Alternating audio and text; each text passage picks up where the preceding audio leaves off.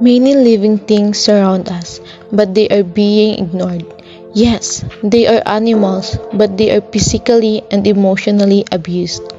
Instead of treating them good, some people choose to hurt animals. Animals has always been part of humans' life in different aspects. And a company for entertainment and fashion industries, movies and films, and used in experiments. We should change what we think about animals. They don't mean harm to us, but they want to be loved and taken care of. Hi, I'm Nina Shale S. Panagsagan and I'm one of the members of Pod Technology. Humans aren't the only living thing on this planet that needs love, care, and protection.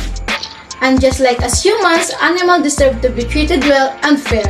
Our advocacy fighting against animal abuse helps spread awareness about this issue and encourage everyone to also fight this issue. Animals are also living things, relevant, and have emotions too. And their welfare is our responsibility.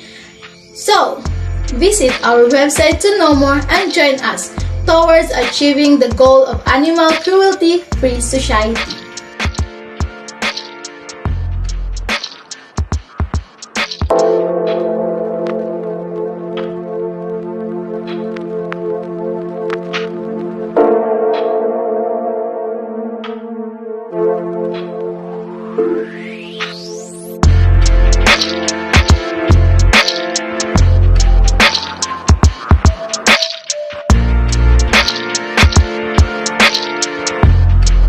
Thank you for watching and don't forget to like and follow our FB page and subscribe to our YouTube channel.